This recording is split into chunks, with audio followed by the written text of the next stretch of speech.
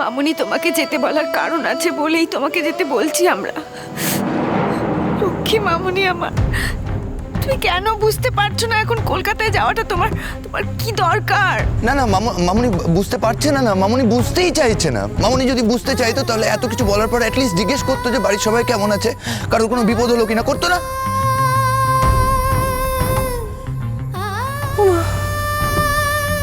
ও চাঁদ বাবা, কি কথা বলতেছ তুমি? হ্যাঁ, ও নতুন বউ, সত্যি করে বল না মাগো, কারোর কোনো বিপদ আপদ হয়নি তো? ঘরে সবাই ঠিক আছে তো? হ্যালো, এতক্ষণ তো তুমি এই প্রশ্নটা করোনি মামুনি। ও চাঁদ বাবা, এমন করে বলুনি চাঁদ বাবা। আমি ভেবেছি তোমরা আমাকে দেখতে এসো। এই তো নতুন বউ আমাকে বলেছিল, মামনি তুমি হতা যাও, আমরা তোমাকে দেখতে যাব। আমি ভাবলাম কি তোমার আমার জন্য মন কেমন করছে, ওই জন্য তুমি আমাকে চোখের দেখা দেখতে এসো বাবা। শোনো মামুনি, তুমি যখন আমাকে ছেড়ে থাকতে পারো তখন আমিও তোমাকে ছেড়ে থাকা অভ্যেস করছি। আর যদি বাড়িতে এই ঘটনাটা না ঘটতো তাহলে আজকেও আমার তোমার সাথে দেখা হতো। কি ঘটনা ঘটেছে গো?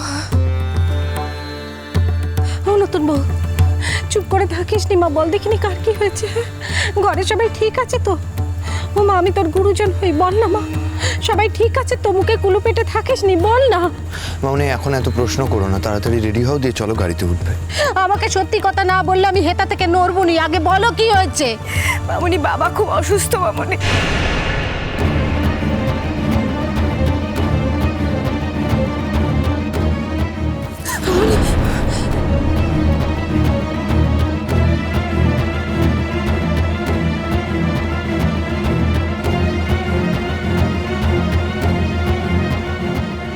আমার মনখানা ঠিকই টেনেছিল গো কদিন ধরে।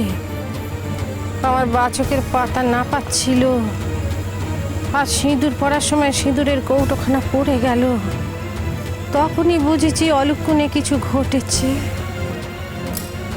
নতুন বউ, ও নতুন বউ, শ্বশুরের কি হয়েছিল? হ্যাঁ, চুপ করে থাকিস নি মা, বল বল বল, শ্বশুরের কি হয়েছে মা, বল আমাকে।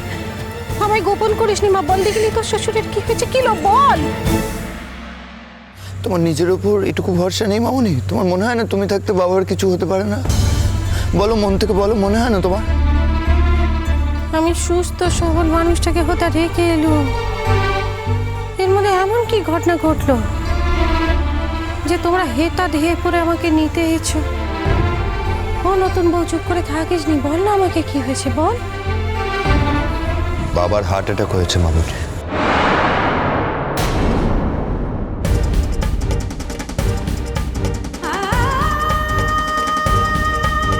হ্যাঁ মামুনি, বাবা স্ট্রোক হয়েছে। স্ত্রী এখন বাড়িতে আছে, আমি ডাক্তারদের সাথে কথা বলেছি, সমস্ত ব্যবস্থা বাড়িতে করা হচ্ছে। কারণ বাবা তো বলতো না মামুনি যে বাবা কখনো হসপিটালে যেতে চায় না, বাবার যাই হোক যেন ট্রিটমেন্ট বাড়ি থেকে হয়, সেই ব্যবস্থাই করছি। কিন্তু তাও বাবার যেটা সবচেয়ে বেশি প্রয়োজন মামুনি, সেটাই এখন বাবার কাছে নেই। কি কি কি কি প্রয়োজন বলো দেখিনি? কি প্রয়োজন বলো বলো বলো, হ্যাঁ, কি লাগবে? কোনো গাছের ডাল লাগবে ওষুধি বানানোর জন্য? হ্যাঁ, কবরেজ মশার কাছে গিয়েছিলেন, বলেছে কোনো পাতা লাগবে মহা ঔষধি বানানোর জন্য। কি লাগবে বলো দেখিনি, আমাকে যা লাগবে আমি তাই দেবো। আমি সব গাছ পাতা সব চিনি, বলো না ওষুধ বানানোর জন্য কি লাগবে। তোমার বাপ তো এটা কত গাছ লাগিয়েছে, বলো দেখিনি, বলো বলো বলো কি লাগবে আমাকে বলো, আমি আমি আমি সেটাই ব্যবস্থা করে দেবো। বলো দেখিনি কি লাগবে, কোন গাছ লাগবে, কোন পাতা লাগবে, কি ওষুধ লাগবে, বলো দেখিনি আমাকে, হ্যাঁ বলো না। কোনো গাছে হবে না মামুনি, কোনো ওষুধেও হবে না, বাবার তোমাকে লাগবে। তুমি ছাড়া বাবা সুস্থ হবে না মামুনি। না না, এমন কথা বলুনি নতুন বউ, এমন কথা বলুনি। মামুনি তুমি চলে আসার পর না বাবা কেমন কেমন ভেঙে পড়েছিল মামুনি।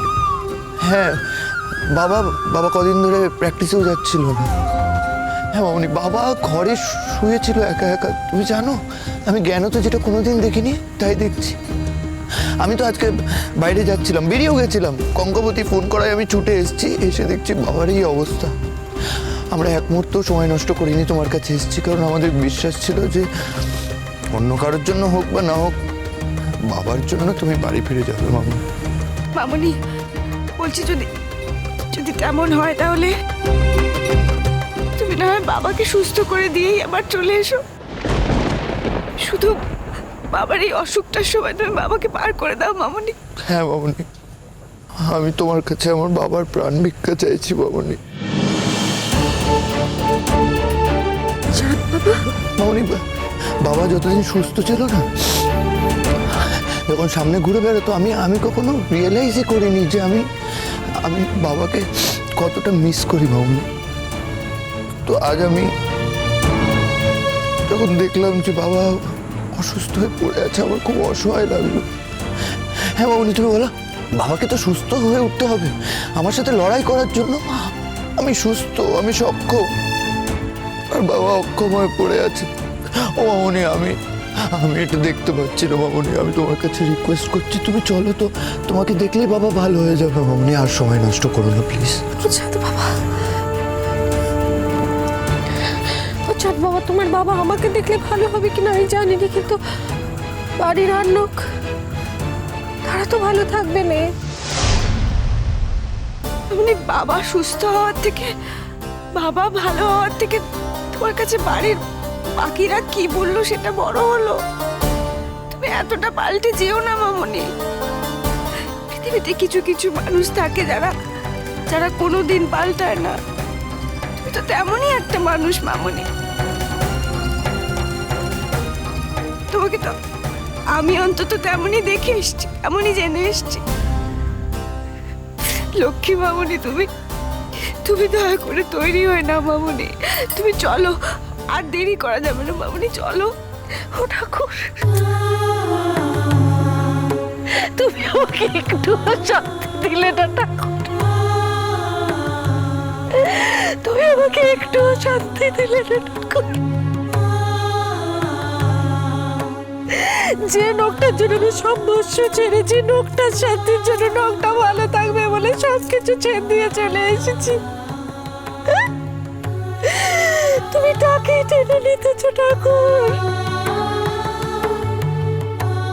কোনোদিনও মানুষটার গন্ডির মধ্যে আমি নিজে ঢুকিনি, কিন্তু গন্ডির বাইরে থেকে সবসময় চেয়েছি নোকটা যাতে ভালো থাকে, নোকটা যাতে সুস্থ থাকে, নোকটা যাতে কোনো কষ্ট না হয়।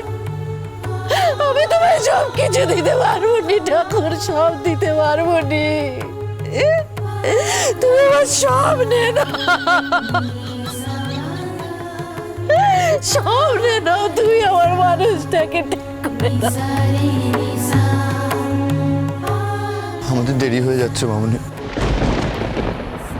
আমার মন বলছে জানো তো মামুনি, তুমি একবার বাবার সামনে গিয়ে দাঁড়ালে বাবা তোমার দিকে তাকিয়ে তোমাকে থেকে যেতে বলবে। এটাই হবে, দেখো এটাই হবে। যদি এটা না হয় তাহলে চন্দ্র সূর্য ওঠা মিথ্যে হয়ে যাবে, এই পৃথিবীটাই মিথ্যে হয়ে যাবে। কখনো এমন হবে না, এমন হবে না, কখনো হবে না। চলো না মামুনি। মামুনি, যার মধ্যে ভালোবাসা থাকে তার তো আর কিচ্ছু লাগে না, তাকে কিচ্ছু প্রমাণ করতে হয় না, কোনো পরীক্ষা দিতে হয় না। সে শুধু সামনে গিয়ে দাঁড়ালেই সমস্ত না মেলা প্রশ্নের উত্তর পাওয়া যায় মামুনি। তাকে আর কেউ কোনো প্রশ্ন করে না। একেই তো ভালোবাসা বলে। তুমি জানো না বলো মামুনি, জানো না? চলো, আর দেরি করো না মামুনি, আর দেরি করা যাবে না, চলো।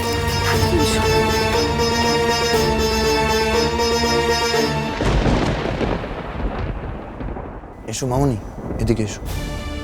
থাক চাঁদ বাবা, আমি হেতে থেকেই দেখতেছি, আমার ভেতরে যাওয়ার দরকার হবে না। না মামুনি, তুমি বাবার কাছে গিয়ে বসবে।